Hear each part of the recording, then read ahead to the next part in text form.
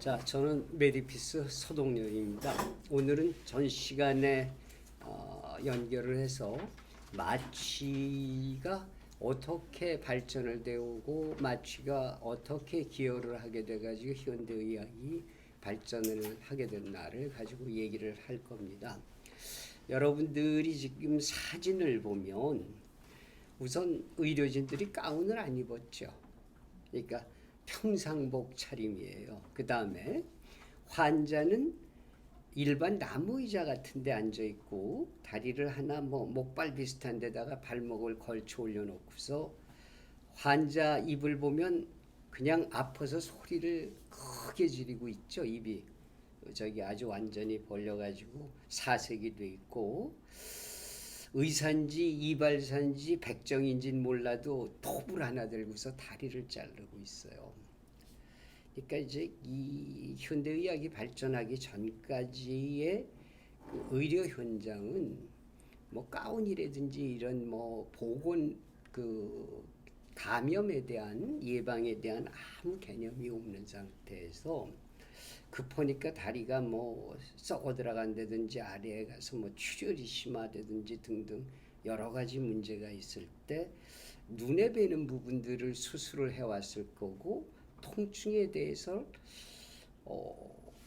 마취된 개념은 없었으니까 어떤 방법으로 통증을 이제 좀 줄이려고 노력을 했을까 하고 이제 생각할 수 있는 그런 거예요. 그러니까 이제 이런 식으로 하니까 톱도 소독이 안 된 상태로 일을 했을 거고, 상처를 저거 한 다음에 지혈이나 이런 것도 제대로 안 됐을 거고, 소독 개념이 없을 때니까. 그래서 저번에 얘기를 했지만은 이 당시에 수술을 하면 거의 3분의 2가 사망을 했다고 얘기를 했었죠. 66%가 사망을 했다고 얘기를 했었는데, 그런 식으로 굉장히 의료적으로 비참할 때였습니다. 자, 그래서 1800년 전 이전 마취가 발전을 해서 현실화된 건 1800년대 19세기 중반부터 마취를 이제 의학에 적용을 하기 시작을 했는데, 이전에 조기 마취를 어떤 방법으로 했을까 하고 한번 여러분들 생각을 해보세요. 우선 술 먹어서 아주 술에 취해가지고 뭐 자든지 그러면은 좀 통증을 덜 느꼈겠죠. 그러니까 어쨌든 뭐 느끼기 심하게 느끼지만 그런 상태보다는 덜 느꼈을 거다. 그 다음에 이제 아편 같은 거가 좀 사용이 됐겠죠. 그래서 이제 아편을 좀 먹었다든지 뭐 이제 이런 식으로 했을 거라고 이제 우리가 추측을 할 수가 있어요. 이제 그 외에는 여기 첫 번에 보면은 기절이라는 말을 써놨잖아요. 사람을 기절을 시켜놓으면은 뭔가 될 것 같은데, 기절시키는 가장 좋은 방법이 뭐였을까? 머리를 내려치거나 목을 졸라가지고 의식을 잃게 만들면은 뭔가 해결이 좀 될 것 같죠. 근데 머리를 쇠몽둥이나 나무몽둥이로 내려치면 어떻게 되겠어요? 그래가지고 머리에들 그저 물 두루백 같은 그 나무통 있잖아. 그거를 머리에다 씌워놓고 뼈가 안 부러질 정도의 힘을 가격을 했다고 그래요. 그래서 그 다음에 이제 목을 졸라가지고도 기절을 시키는데, 이게 문제가 뭐가 일어날까? 죽거나 살거나 둘 중에 하나니까, 수술을 해서 합병증이 생겨서 죽거나 이런 거보다도 먼저 마취시키느라고 이제 죽는 사람들도 상당히 생겼겠죠. 그래도 워낙 고통이 심하니까 하여튼 이런 방법을 썼다고 그래요. 그 다음에 이제 아까 얘기했지만 아편제제, 아편은 뭐 동서양을 막론하고 고금동서 다들 그 이런 통증을 덜 느끼거나 환각 상태를 만드는 것을 알고 있었기 때문에 했고, 그다음에 이제 술을 먹게 해가지고 술을 취하게 해서 했고, 그다음에 사리풀씨가 수면제 역할을 했다고 그래요. 그래서 이제 이걸 써서 수면 유도를 시켜가지고 하고, 그다음에 그 맨드레이크 뿌리라는 게 있는데 이게 사람 모양을 하고 있대요. 그래서 이제 이거를 갖다가 가지고 만든 술을 가지고 쓰면은, 그러니까 사실은 술인데 좀 특수하게 했기 때문에 사람의 좀 더 이런 저기 저 마취 효과 비슷한 게 좀 더 있을 거라고 추정을 해서 사용을 해왔다 그래요. 자, 그런데 이제 여기서 설명을 하면서 조기 마취의 문제점이 결국은 효과가 별로 없거나 아니면 환자가 죽거나 이런 문제점들이 이제 심각해서 이것도 아무나 이런 거를 사용을 못했겠죠. 그리고 술도 뭐 너무 많이 먹이면은 사망하고 아편도 마찬가지고 그러니까 용량 같은 것도 제대로 모를 때였어요. 그래서 이제 이런 거를 하여튼 통증을 조금 경감을 시키더라도 어 우선 수술을 빨리 끝내는 것, 그러니까 고통을 느끼는 시간을 덜 느끼게끔 만드는 게 훌륭한 외과 의사였겠죠. 그래서 이제 수술 시간을 단축을 해야 하니까 어떻게든 빨리 하려고 했어요. 그래서 이제 우리 농담에 빅 인시전, 빅 서전이라는 말이 있는데 수술을 하기 위해서 절개 부위를 조금 해서 피를 조금 나게끔 하는 게 훌륭한 의사가 아니라 크게 해서 시야를 넓혀서 빨리 일을 뚝딱 해결을 하고 나오는 사람이 대단히 훌륭한 의사다 하는 말이 이제 이때 당시에 유행하던 말이에요. 그래서 영국의 외과 의사인 윌리엄 첼스턴이라는 사람은 콩팥에 돌이 있는데 이걸 54초에 제거를 했다고 그래. 이제 요 땅하고서 시계를 놓고서 이제 수술들을 빨리 어떻게든 하려고 해가지고 재촉을 하니까, 근데 사실은 이 신장의 결석을 제거를 하려면 배 쪽으로 째고 들어가는 것보다 등 쪽으로 절개를 하는 게 빠르거든. 근데 등 쪽으로 절개를 해가지고 거기에 돌을 제거하고 출혈이 없게 만들고 그러고서 나온다는 게 54초에 이루어지는 건 우리 현대의학에선 기적도 아니고 도저히 믿어지질 않는데, 하여튼 54초에 했다니까 지혈이나 이런 건 개념도 없었을 거예요. 그 다음에 이제 이 도미니크 장날이라는 프랑스 군의관은 나폴레옹의 주치의였던 사람인데, 하여튼 팔다리 넷을 다 절단하는데 15초가 걸렸대. 그러니까 어떻게 보면 도끼나 뭐 이런 거를 놓고서 그냥 위에서 내려 쳐가지고 그냥 단숨에 잘라내는 그런 식의 거를 아주 자랑스럽게 내가 훌륭한 의사다 하고 선두다툼을 했다 그러니까 어떻게 보면 무협지에 나오는 얘기 시절이었던 것 같아요. 여기 이제 이발사라고 써놨는데 이발관에서 이제 상처 치료하고 뭐 이렇게 모를 갖다가 짠다든지 조그만 혹 같은 걸 제거하는 모습이 있는 이제 그림이에요. 중세 때 이제 사진을 그림들이 더 저기 대신했으니까 사실화들이. 그래서 우리나라도 한의사들이 중인 계급이었지 양반 계급이나 좀 지체가 높은 사람들은 안 했어요. 대신 공부를 하니까 한문하니까 이제 동의보감이니 뭐 저기 중국의 한의서 같은 것들을 볼 수 있는 기회들이 많아서 양반들이 집안에 누가 아프면 약 처방을 써줘서 하인을 주면 가서 약종상에 가서 줘고 이제 이런 거는 했지만 이렇게 더러운 고름이라든지 피고름 같은 거를 만지는 건 천박하다고 생각을 했어요. 그래서 중세도 의사가 좋은 지체 높은 계급에서 하지 않고 평민 계급에서 했지만 그래도 이런 거를 하기 싫어해가지고 이런 거를 시술하는 거는 동서양이 다 백정들이 했던 거로 기록에 남아 있어요. 그래서 이제 그 이발사는 우리나라에는 없었죠. 다 머리를 기르고 상투 치고 그랬으니까. 그래서 이제 그 이발관에 그 동글동글 들어가는 표시가 되는 그런 정광판이 있는데 이게 이제 파란색은 정맥을 뜻하고 빨간색은 동맥을 뜻하고 흰색은 거즈 붕대를 뜻하는 거로 해가지고서 이발관의 표시가 이렇게 돼 있어요. 그러니까 이발사가 머리 자르고 수염을 다듬는 것뿐만 아니라 의료 행위에 직간접적으로 관여를 했다. 이제 이런 증명이 되는 거죠. 그래서 이제 결국은 통증이 제거가 돼야 뭔가 큰 의료 행위를 할 수가 있어요. 저번에 한번 얼뜻 여러분들한테 강의로 얘기한 적이 있는데, 우리가 아프다고 누워가지고 소리를 막 진짜 그냥 잡아서 이것만 아파도 아야 하고 소리 지르잖아. 그래가지고 할 때 몸이 경험해 본 걸 가만 생각해 보세요. 몸이 강직이 되지, 근육이 딱딱하게 굳어져, 힘을 쓰니까. 그러니까 사실은 이런 것들이 이완이 돼서 편안한 상태가 돼야 수술을 할 수 있는데, 그렇게 돼 버리니까 출혈이 더 많아져요. 째면은. 그래서 이제 절개를 하면은 출혈이 더 많아지는 게 있고, 또 하나는 가슴이나 배같이 우리 몸의 내부에 있는 빈 공간을 수술을 하려고 그러면 통증이 심하면 배에 힘을 주고 막 몸을 비비 틀을 거 아니에요. 그럼 복압이나 가슴에 있는 압력들, 뇌압이 다 올라가겠죠. 얼굴이 새빨개지잖아. 아프다고 소리 지르는 사람들을 보면.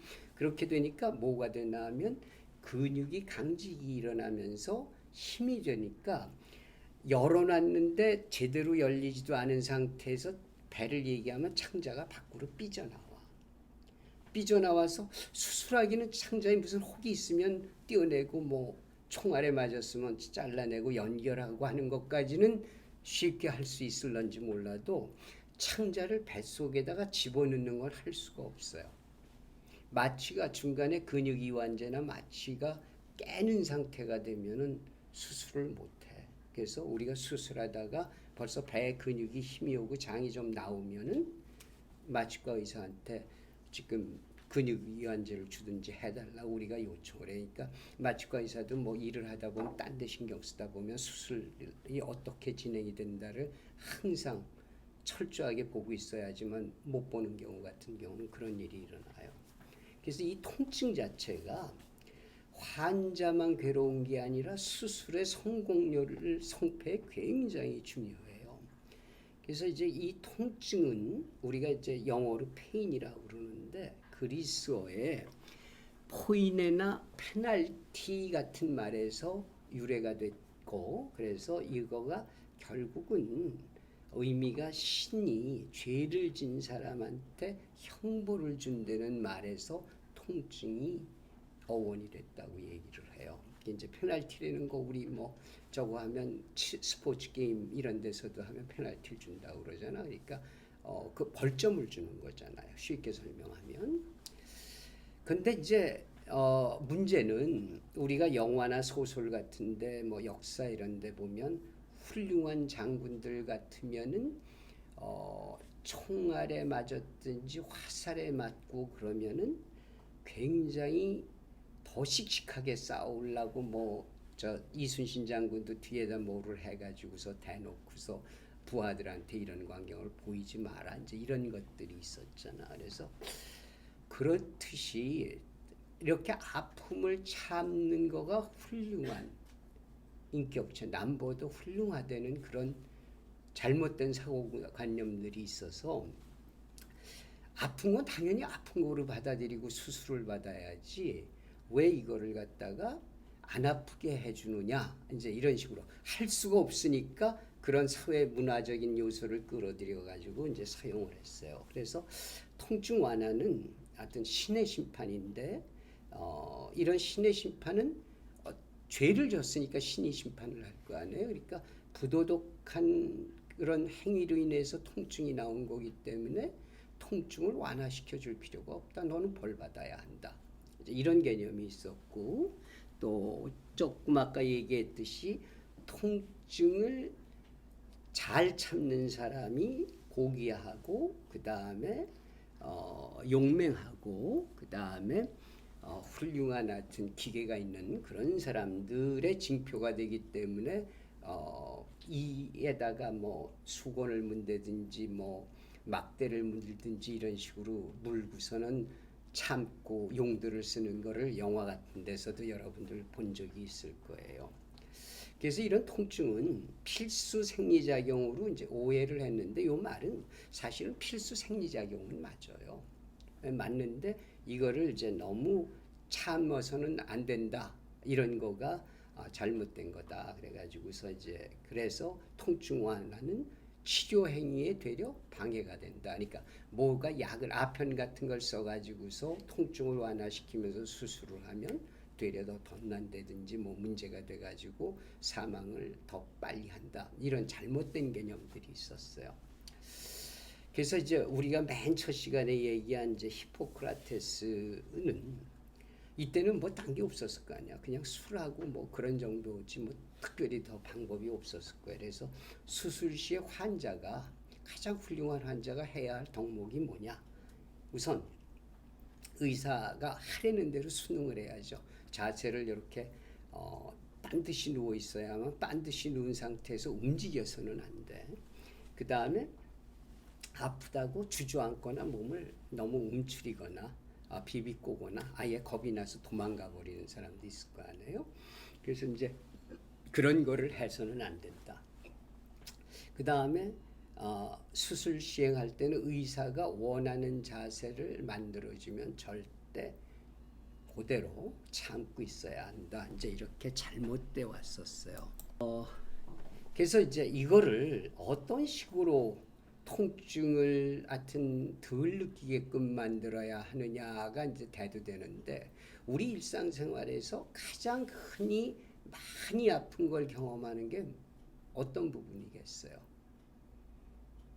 이가 충치라든지 사랑니 때문에 고생하는 게 제일 횟수가 많아. 누구나가 다 겪는 문제고 그래서 치과가 아주 심각했어요.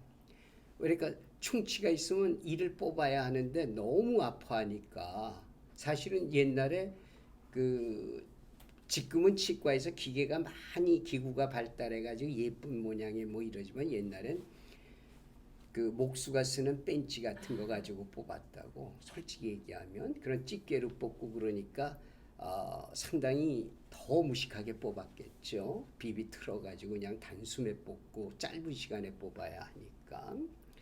그래서 이런 발치를 하는데 치과 의사들이 굉장히 어려움이 많았을 거 아니에요. 그래서 이런 통증에 대한 심각함을 가장 빈도수가 자주 느끼는 사람들이 치과 의사였어. 그래서 치과 의사들이 상당히 기여한 게 좀 많아요. 그래서 이제 아산화질소, 나이트로스 옥사이드라는 게 이제 N2O라는 이제 적인데 이게 미소가스라고 얘기가 애칭이 있어. 그러니까 다른 말로 얘기할 때. 그래서 이거를 1772년에 조셉 프레스틀리라는 영국의 화학자가 우리 파스테르도 의사가 아니고 화학 교수였었다고 그랬잖아요. 화학자가 이산화질소를 발견을 했어요. 그래서 1800년에 한 28년쯤 지나서 험프리 데이블에는 영국의 과학자가 이거를 갖다가 마신 사람들은 뭔가 마약에 이제 좀 이렇게 도취되는 그런 저거에서 환각 증세가 있고 기분이 뭔가 좋고 붕 뜬 기분을 느끼고 그런데 또 아픈 것도 덜 느낀다는 거를 이제 발견을 했어요. 그래가지고 환각 효과 때문에 하여튼 미소가스, 웃음가스라고 이름을 지었고 수술 중에 통증 완화 효과가 있다는 거를 이제 발견을 했어요. 그래서 이제 이 사람은 험프리 데이비라는 사람은 아산화질소는 자기가 만든 게 아니지만 이런 거를 하다가 보니까 칼륨, 나트륨, 칼슘, 말륨, 마그네슘, 뭐 스트론튬, 염소 같은 것들을 발견하는 대단히 아주 훌륭한 화학자였어요. 그래가지고 1844년 한 40년 이상 돼가지고 호레이스 웰스라는 미국의 치과 의사가 아산화질소를 흡입시켜를 가지고서 무통으로 통증이 없이 발치하는 이제 쾌거를 이뤘죠. 아산화질소를 이제 여기 그림에 보면 이 봉지 같은 데다가 아산화질소 가스를 가진 걸 이제 사람들한테 이렇게 코에다 아니면 입으로 마시게끔 만들어 가지고 환각 상태에서 이렇게 아주 상당히 기분 좋은 표정으로 저 여자들 아주 웃으면서 뭐 너무 해피해하는 그런 표정이랑 몸짓을 하고 있잖아요. 내가 이 그림을 보여드리는 건 이제 뭐 이렇게 환각 상태 한다는 것도 있지만은 이렇게 해서 폼을 보니까 사람들이 상당히 좀 책임성 없는 행동을 하지 거칠죠. 그러니까 이제 하다 보면 지가 넘어지기도 하고 어디 부딪히기도 하고 뭐 별일이 다 있었을 거야. 지들끼리 뭐 싸우기도 하고. 근데 나중에 보니까 자기네들이 여기가 멍이 들고 시퍼렇게 하면서 보호를 놨는데 아픈 게 없었어. 기억에 통증이 전혀 없었어요. 그래서 이게 통증에 굉장히 좋은 효과가 있구나. 이제 이런 데서 착안을 해가지고 이제 연구를 하고 현실에 적용을 하기 시작을 했죠. 그래서 이제 이런 N2O라는 거는 가스로만 하니까 상당히 좀 주입하기가 좀 어렵죠. 용량을 맞추기도 상당히 힘들고 그러던 차에 이제 이터라고 하는 에테르라는 게 이제 개발이 됐어요. 그래서 이게 1540년경에 파라셀수스라고도 얘기하고 파라켈수스라고도 번역들을 하는데 스위스의 연금술사면서 의사예요. 그러니까 대개 연금술사는 의사인 경우가 많다고 저번에 얘기를 했는데 이 에테르가 그 전에 만들어져서 알고는 있었나 봐. 근데 이제 이 사람이 하다가 보니까 닭한테 이걸 줘 보니까 닭도 아프면 뭐 날갯짓하고 뭐 난리를 치고 그럴 거 아니야. 그런 게 하나도 없었어요. 그래서 통증을 못 느끼는구나 하는 거를 이제 이분이 알았대. 그래가지고 이제 이거가 일상생활에 적용하기는 상당히 이제 힘들었죠. 알아가지고서 뭐 이런 사실을 들은 사람이나 뭐 글로 읽은 사람들이 또 적용할 수 있는 사람들이 이렇게 많은 게 아니니까.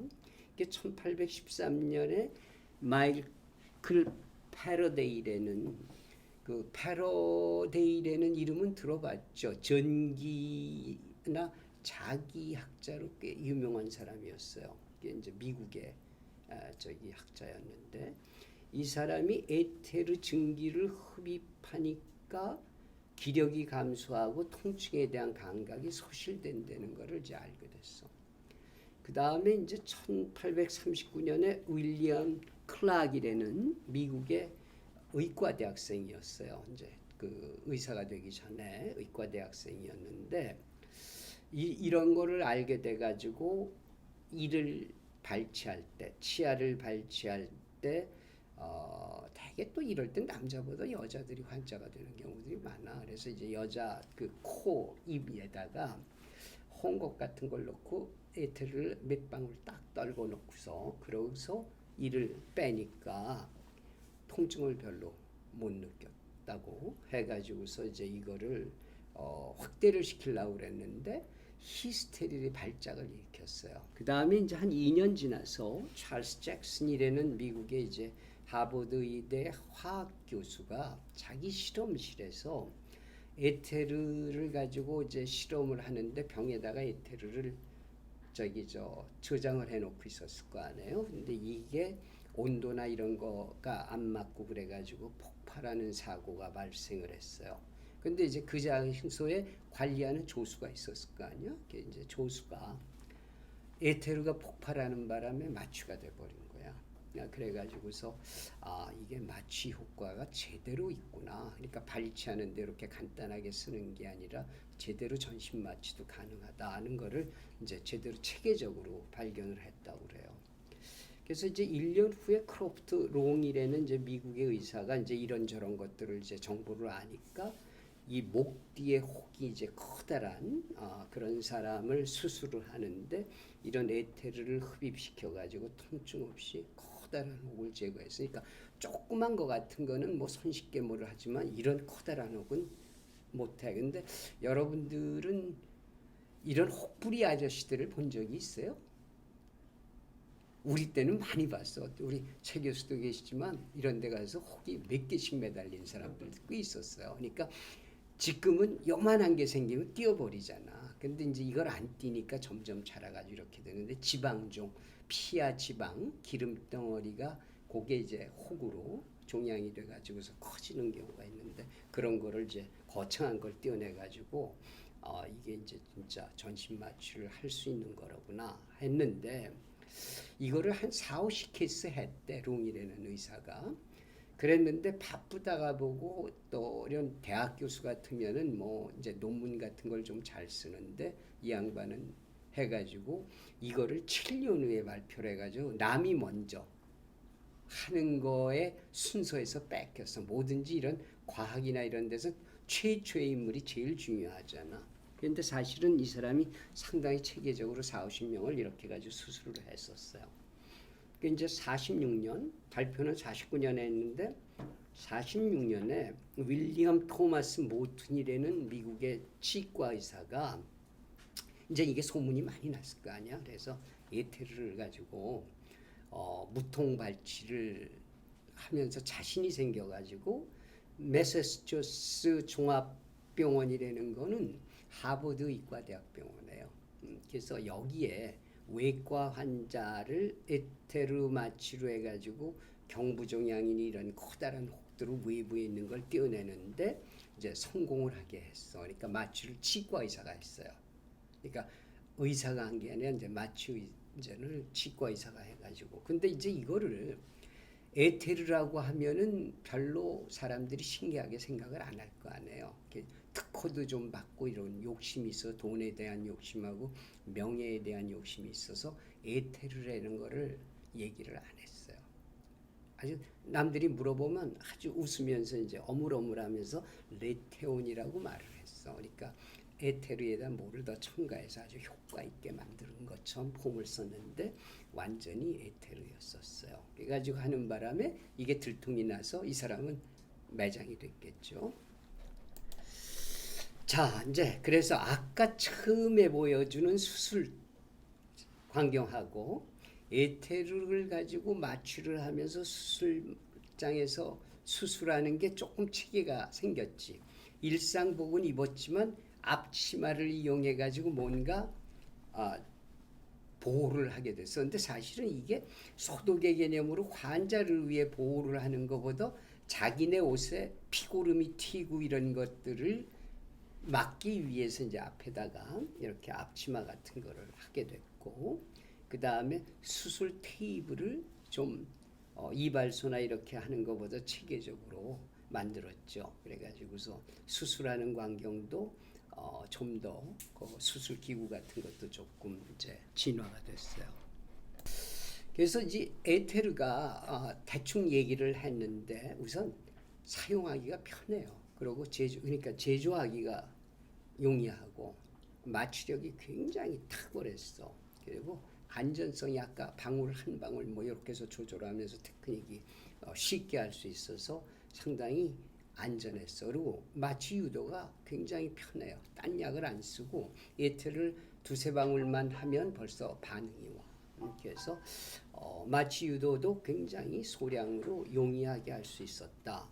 그래서 농도 조절도 뭔가 혈액 농도에 어떻게 해서 몇 퍼센트나 이런 게 아니고 그냥 한 방울 두 방울 가지고 조종을 할 수 있으니까 이것도 쉽고, 그리고 그다음 깨는 것도 그냥 놔두면은 쉽게 깨었어. 그래가지고 사용하기가 편하니까 굉장히 파퓰러하게 사용하게 됐겠죠.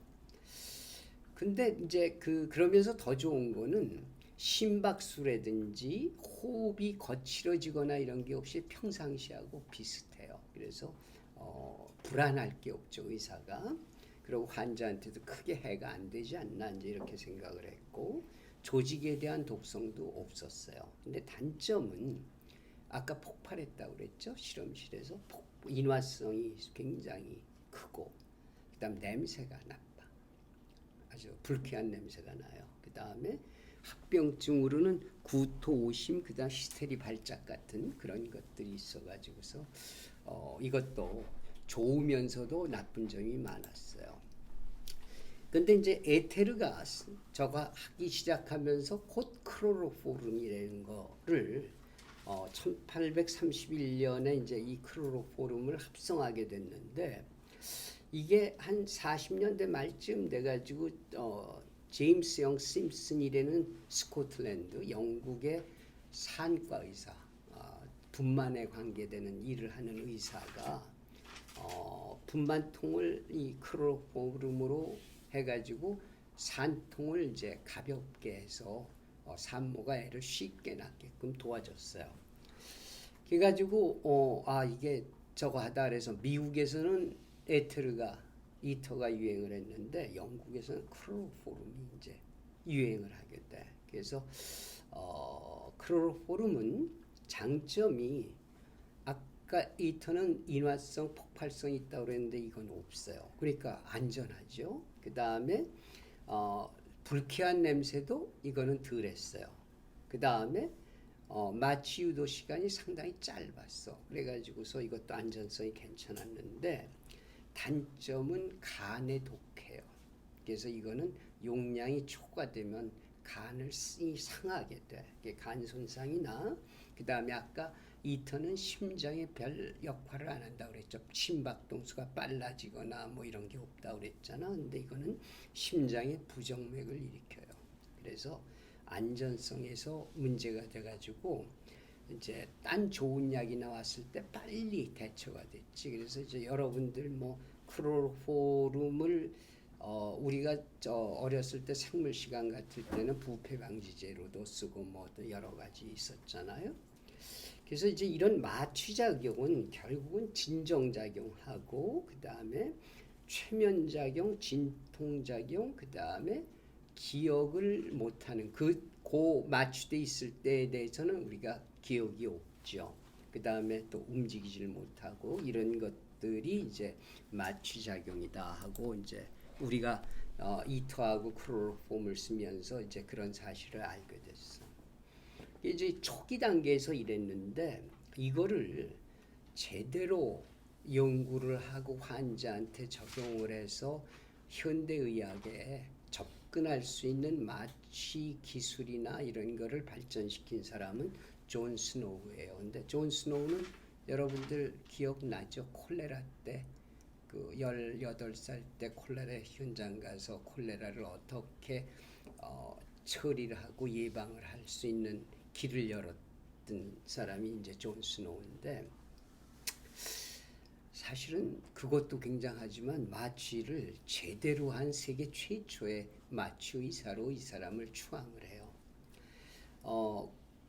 하여튼 어쨌든 간에 그 콜레라가 좀 잠잠해지고 저거 하니까 에테르하고 크로로포름에 대한 관심을 해가지고서 이제 마취과학에 굉장히 기여를 하게 됐어. 그래서 이 사람이 이 이터나 크로로폼에 대해서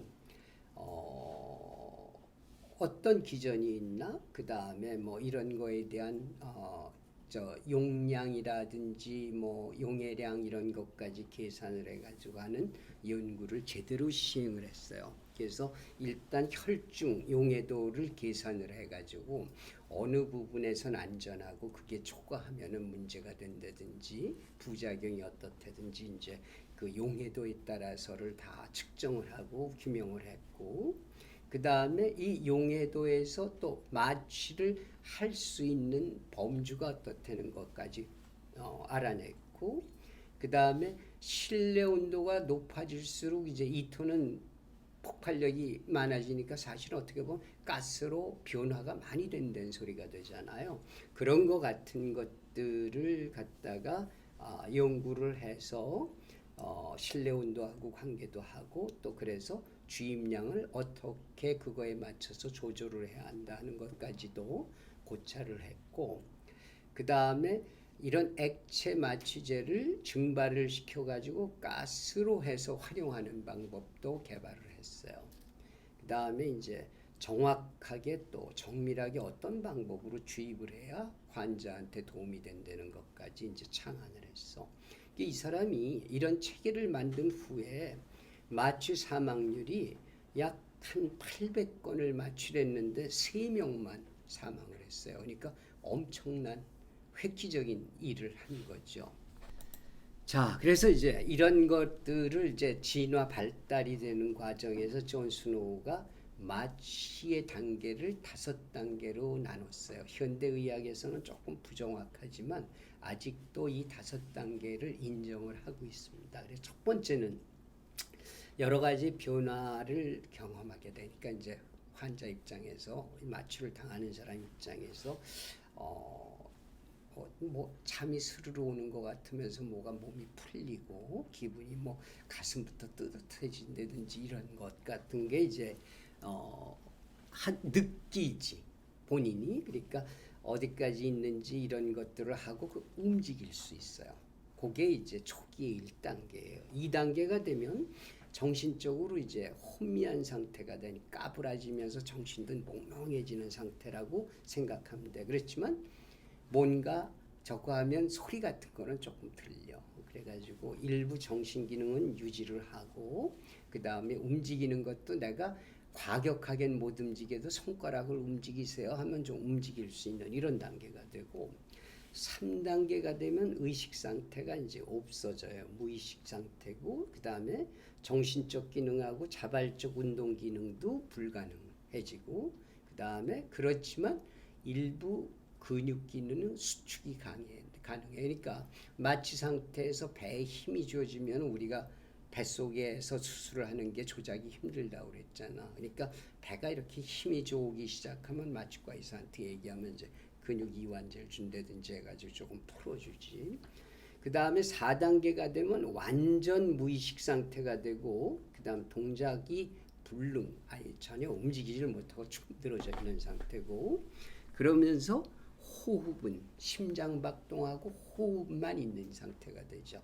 그리고 우리가 의료적으로 수술할 때 필요한 단계는 3단계하고 4단계예요. 이제 요 단계를 가지고 어떻게 적절하게 훌륭하게 수술을 하느냐 하는 거고 이제 5단계가 되면은 죽기 직전 단계가 되는 거야. 그래가지고 되면 이거는 아주 위험한 거죠. 그래서 수술을 할 때 마취에서는 5단계까지 가면은 안 돼요.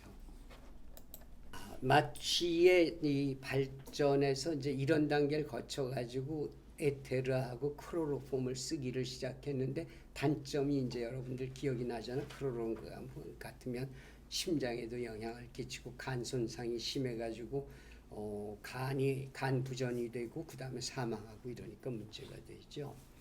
그래서 이제 20세기 초에 이걸 자꾸 변형을 시켰어요. 그래서 이제 에틸렌 계열들을 갖다가 활용을 해가지고서 변형을 시켜가지고 화학식을 에틸렌, 디비닐 에테르, 사이클로프로펜, 트리클로로 에틸렌 같은 것들이 나왔는데 역시 인화스항하고 독성 등으로 더 좋은 약이 나오니까 안 쓰게 됐어요. 1950년도에 드디어 불소가 첨가된 마취제가 개발이 되기 시작했어요. 불소가 크게 한 일은 냉장고도 불소를 이용해서 냉동을 시키잖아. 그래서 이 불소가 굉장히 역할을 많이 했는데 이거를 해가지고 인화성이나 독성이 별로 없게끔 약을 변화를 시켰어요. 그게 엠플로렌, 아이소플로렌, 세보플로렌, 데스플루렌 이런 것들이 이제 개발이 돼가지고 현대 마취약으로 지금 계속 사용하고 있습니다. 1950년대 이후에 이제 마취의 발전은 이때까지 얘기한 거 전신 마취 얘기를 주로 얘기했죠. 근데 사람을 이렇게 보면 진짜 요만한 혹이 있는데 이걸 전신 마취하는 거는 부담이 굉장히 크지. 뭐 간의 독성이 완전히 제거된 건 아니거든요. 그리고 5단계 이상 되면 굉장히 위험한 거니까. 그래서 이제 국소 마취를 하는 방법이 개발이 돼가지고 뭐 조그만 건 그 주위에 주사로 몇 군데 놔가지고서 고기만 통증으로 없앤다든지 척수 마취, 보통 여러분들이 척추 마취라고 알고 있는 건 척추에 그 뼈 사이에 빈 공간이 있거든. 거기에 척수 신경이 있다고.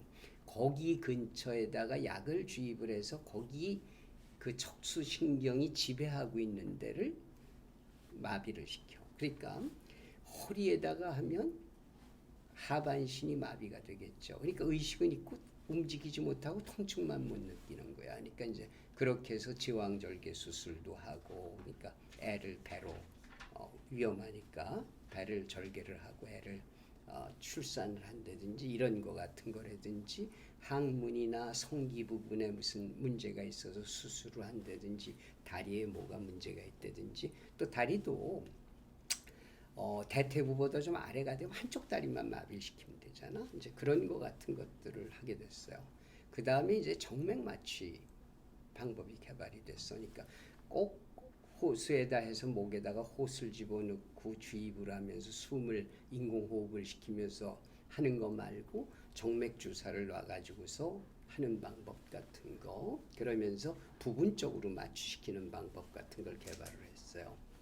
그러면서 이제 워낙 과학 문명이 발달하니까 사람을 모니터링하는 기계하고, 그다음 주입 자체도 기계에 의존을 해가지고서 적당히 혼합을, 가스도 두세 가지를 해서 혼합시켜서 하게끔 한다든지, 이제 이런 시스템 개발, 기계 개발이 돼가지고 굉장히 좋게 됐죠. 그래서 이제 이 전신 마취나 이럴 때 뇌에서의 혼수 상태가 된다고 그랬잖아요. 무의식 상태가. 그런데 그게 어떤 데 작용을 해가지고 이런 일이 일어나를 이제 연구를 했어요. 그래서 시상, 뇌 고등 영역에 신호를 중계하는 시상이라든지, 시상 하부는 수면이나 이런 생리적인 기능을 조절한다든지, 그다음 대뇌 피질 부분에 가서 역할을 하는데, 사고나 인식, 행동을 관장하는 뇌에 이제 표피에 가까운 걸 우리가 피부하듯이 피질이라고 얘기를 하거든. 이제 이런 부분에 관계를 해가지고 뭐 우리가 기억을 못한다든지, 그다음 해마 같은데 기억 형성에 관여를 하는데 이런 거라든지, 그다음에 가발에는 신경 영역이 있는데 마취제가 작용하는 핵심적인 요 리셉터, 수용체 역할을 하는 게 가바인데, 이런 가바에 작용을 해가지고 한다는 걸 우리가 알게 됐어요. 그래서 기계가 많이 발전을 했다고 그러는데, 이런 식으로 또 우리가 활동하면서 병원을 지원하면서 수술방에 들어가 본 우리 직원들 경우들은 봤겠지만, 이런 마취제라든지 마취 기기 같은 것들 이렇게 개발이 돼가지고 굉장히 안전하게 마취를 할 수 있는 그런 것들이 개발됐어요. 오늘 강의는 여기까지 준비를 했어요. 그래서 이제 여러분들이 마취에 대해서 이런 거로구나. 그러니까 이제 병원을 지원할 때 마취 기기나 이런 게 얼마나 중요하고, 수술방에서 회복실에서의 마취가 얼만큼 중요한가 하는 거를 이제 여러분들이 상식적으로 알고들 계시면 돼. 여러분들 수고하셨습니다. 다음번에 또 봅시다. 네.